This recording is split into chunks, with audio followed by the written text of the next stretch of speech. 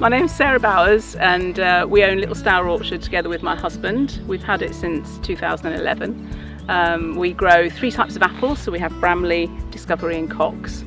And since we took over the orchard, we haven't sprayed any chemicals or herbicides, and it's been really important to us to farm as naturally as possible. So we've always wanted to encourage wildlife.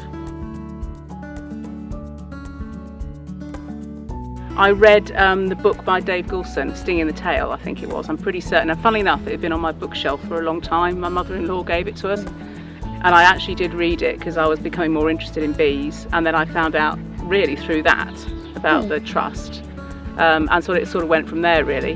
And in actual fact, although I started following on Twitter and things like that, Bex actually contacted me because of making links with sort of growers and farmers in the area with the project to try and sort of work with growers. Here we're looking at a newly planted hedgerow, and it's a lovely native mix of plants. There's 6 different species in this one, and what's fantastic about having that mix of native species is that you'll get a succession of flowering through the spring and later on into the summer. So that provides forage in the early spring for bumblebees. So you'll get the blackthorn flowering first in sort of April time, followed by the hawthorn, which will flower in May, and there's dog rose in here as well, which will flower in the summer. So choosing plants which will flower at different times during the year is really fantastic. We'd already decided, sort of in the last year really, we've become really even more interested in trying to diversify the orchard, trying to create areas so there's forage for bees all year round, understanding the plight of the bees anyway, you know, the fact that they're in trouble and they need help.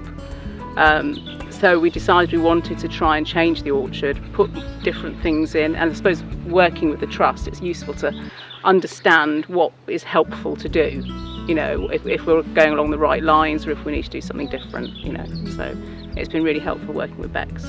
And when we planted our hedgerow, we got some lovely volunteers from the trust to help us, so it was brilliant.